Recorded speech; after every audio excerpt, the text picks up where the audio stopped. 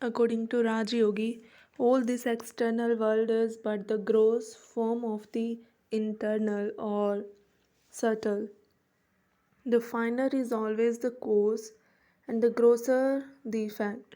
So the external world is the effect and the internal the cause. In the same way, external forces are simply the grosser parts of which the internal forces are the finer. One who has discovered and learned how to manipulate the internal forces will get the whole of nature under his control.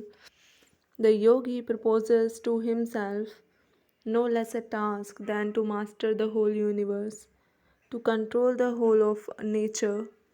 He wants to arrive at the point where what we call nature's laws will have no influence over him, where he will be able to get beyond them all.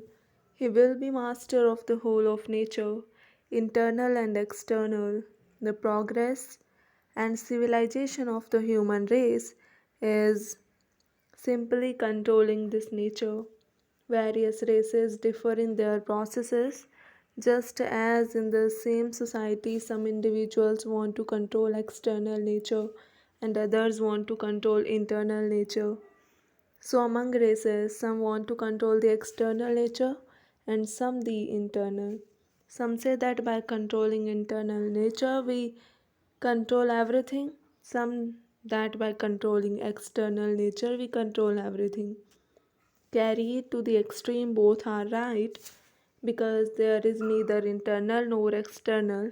It is a fictitious limitation that never exists. Both are destined to meet at the same point.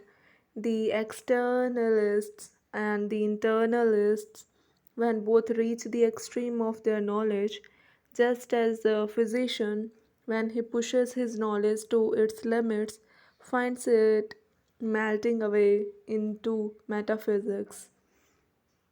So the metaphysician will find that what he calls mind and matter are but apparent distinctions which will have to vanish forever.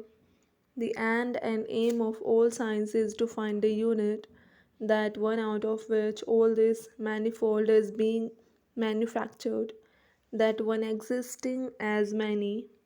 Raja Yoga proposes to start from the internal world, to study internal nature, and through that control the whole, both internal and external. It is a very old attempt. India has been its special stronghold, but it was also attempted by other nations. In Western countries, it is thought to be mysticism. People who wanted to practice it were either burned or killed as witches and sorcerers, and in India, for various reasons, it fell into the hands of persons who destroyed 90% of the knowledge, and of that portion which remained tried to make a great secret. In modern times, many so called teachers have arisen worse than those of India because the latter knew something, while these modern exponents do not. Anything that is secret or mysterious in these systems of yoga should be at once rejected. The best guide in life is strength. In religion, as in everything else, discard everything that we consume. Have nothing to do with it. All mystery mongering weakens the human brain. Through it, the science of yoga has been well nigh distorted, but it is really one of the grandest of sciences. From the time that it was discovered, more than 4,000 years ago, it was perfectly delineated and formulated and preached in India. And it is a striking fact that the more modern the commentator, the greater the mistakes he makes. The more ancient the writer on it, the more rational he is.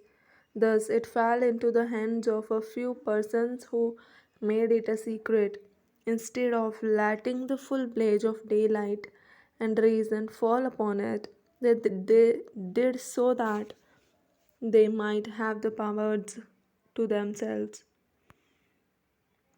In the first place, there is no mystery in what I preach. What little I know, I will tell you so far as I can reason it out. I will do so, but what I do not know, I will simply tell you that it is what the books say. It is wrong to blindly believe. You must exercise your own reason and judgment. You must practice and see whether things happen or not, just as you would take up any other science of a material nature. Exactly in the same manner, you should take up this science for study. There is neither mystery nor danger in it. So far as it is true, it ought to be preached in the public streets, in the broad daylight. Any attempt to mystify these things is productive of great danger. Before proceeding further, I will state to you a little of the Sankhya philosophy on which the whole of Raja Yoga is based. According to this philosophy, perception comes through instruments. Example, the eyes carry it to the organs to the mind to the determinative faculty. From this, the Purusha, the soul, receives it and gives the order back, as it were, and so on through all these stages.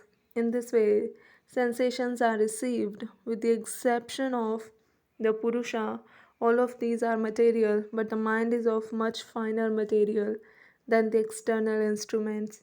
That material of which the mind is composed becomes grosser and becomes what is called the tanmantras. It becomes still grosser and forms the external material.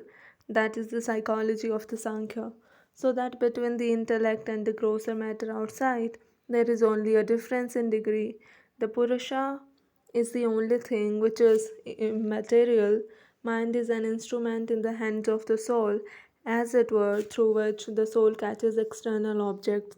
This mind is constantly changing and vacillating, and it can either attach itself to several organs or to one or to none. For instance, if I hear the clock with great attention, I will not perhaps see anything, although my eyes may be open, showing that the mind was not attached to the seeing organ, although it was to the hearing organ.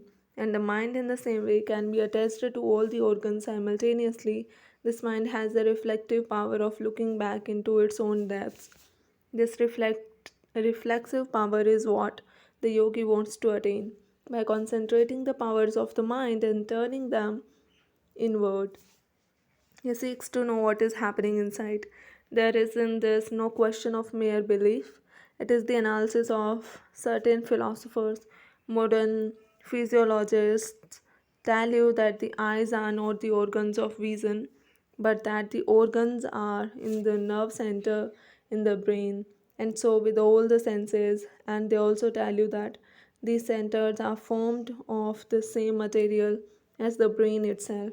So the Sankhya's will also tell you, but one is a statement on the physical side and the other on the psychological side, yet both are the same.